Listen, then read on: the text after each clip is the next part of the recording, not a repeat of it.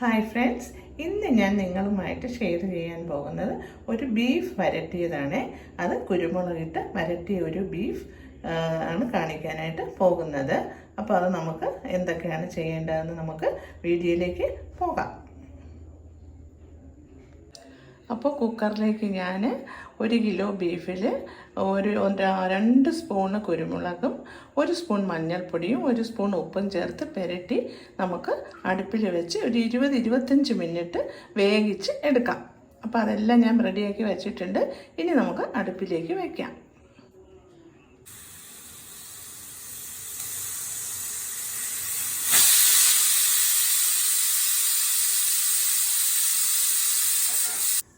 അപ്പോൾ നമുക്ക് ഇതിന് കുരുമുളകിട്ട് വരട്ടിയ ബീഫിന് എന്തൊക്കെയാണ് വേണ്ടുന്നതെന്ന് നോക്കാം.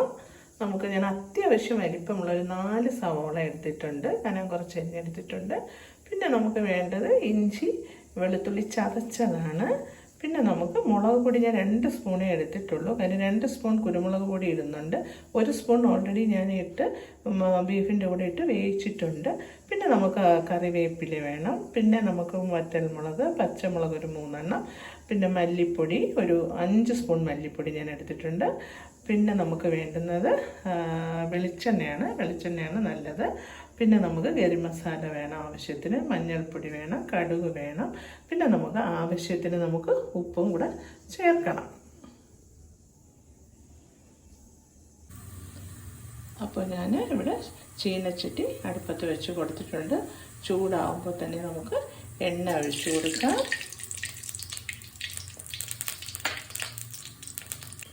അപ്പോൾ എണ്ണ ചൂടായി വന്നിട്ടുണ്ട്. നമുക്ക് കടുക് ഇട്ട് കൊടുക്കാം. കടുക് പൊട്ടി വരുന്നുണ്ട്.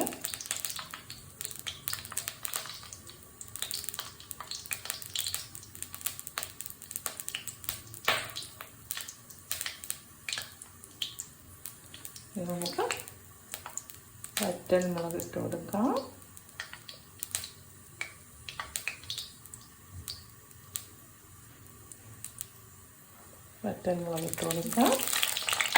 വറ്റൽമുളകിനോടൊപ്പം തന്നെ കറിവേപ്പിലയും ഇട്ട് കൊടുക്കാം.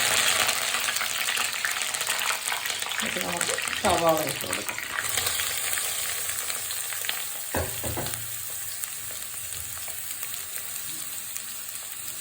സവാള ഇട്ട് കൊടുത്ത്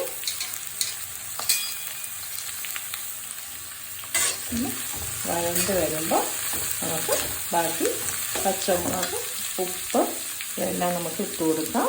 നമ്മളിതിൽ തക്കാളി ചേർക്കുന്നില്ല. കാര്യം കുരുമുളക് ഇട്ട് വറുക്കുന്നത് കൊണ്ട് തന്നെ ഞാനിതിൽ തക്കാളി ഇടുന്നില്ല.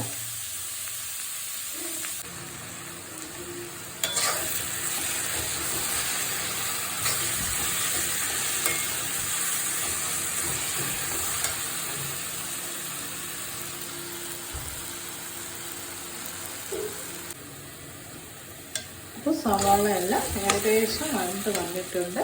നമുക്കിനി പൊടികളെല്ലാം ഇട്ട് കൊടുക്കാം. അപ്പോൾ ഞാൻ മുളക് പൊടി കുറച്ച് 2 സ്പൂണേ എടുത്തിട്ടുള്ളൂ. കുരുമുളക് പൊടി ചേർക്കുന്നത് കൊണ്ട് തന്നെ മുളക് പൊടി കുറച്ചാണ്, അതിട്ടു. പിന്നെ നമുക്ക് മല്ലിപ്പൊടി, മഞ്ഞൾപ്പൊടി, ഗരം മസാലപ്പൊടി ഇത്രയും പൊടികളാണ് ഇട്ട് നമുക്ക് പച്ചമണം മാറുന്നത് വരെ ഒന്ന് ഇളക്കി കൊടുക്കാം. അതിനുശേഷം നമുക്ക് ബീഫിട്ട് വരട്ടി എടുക്കാം.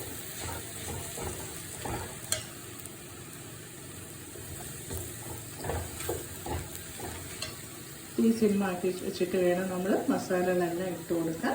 അപ്പം നല്ലപോലെ മൂത്ത് വരട്ടെ. തക്കാളി ഇടുന്നില്ല.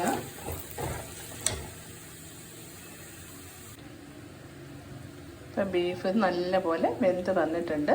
ശരിക്കും ഈ ബീഫ് ഒരു അരമണിക്കൂർ എടുത്തിട്ടുണ്ട്. ഇത്തിരി വേഗമുള്ളതാണ്. അപ്പോൾ നമ്മൾ അരമണിക്കൂർ വെച്ചു. അപ്പോൾ അത് വെന്ത് വന്നിട്ടുണ്ട്. ഇനി നമുക്ക് സവാള, മുളക് പൊടി എല്ലാം നല്ലപോലെ മൂത്ത് വന്നിട്ടുണ്ട്. ഇനി നമുക്ക് അതിലേക്ക് ഇട്ടിട്ട് വേണം വരട്ടി എടുക്കാനുള്ളത്.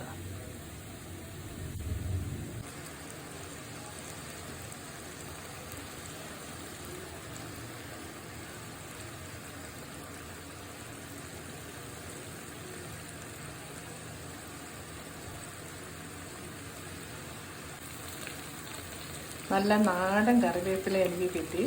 അപ്പം നമ്മുടെ കറിക്ക് അത് കുറച്ച് കൂടുതൽ ഞാൻ ഇട്ടിട്ടുണ്ട്. അപ്പം നല്ല മണമായിരിക്കും. അപ്പോൾ ഇതുപോലെ എല്ലാവരും ചെയ്ത് നോക്കണം. തക്കാളി ഇടേ വേണ്ട, കുരുമുളക് ഇടുന്നത് കൊണ്ട് തക്കാളി ഇടേ വേണ്ട.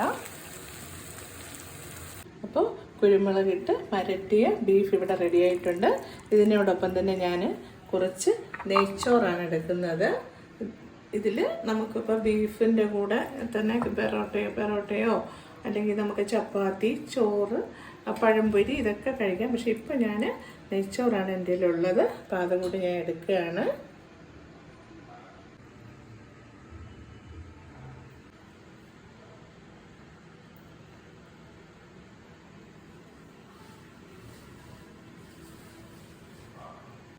അപ്പോൾ കുരുമുളകിട്ട് വരട്ടിയ ബീഫ് ഇവിടെ റെഡി ആയിട്ടുണ്ട്. കൂടെ ഞാൻ നെയ്ച്ചോറാണ് എടുത്തിരിക്കുന്നത്. അപ്പോൾ എല്ലാവരും ഇതേപോലെ തന്നെ ചെയ്തിട്ടില്ലെങ്കിൽ എല്ലാവരും ചെയ്ത് നോക്കണം. ലൈക്ക് ചെയ്യണം, കമൻറ്റിലൂടെ അറിയിക്കണം. അടുത്തൊരു വ്ളോഗിൽ കാണുന്നത് വരേക്കും എല്ലാവർക്കും ബൈ ബൈ.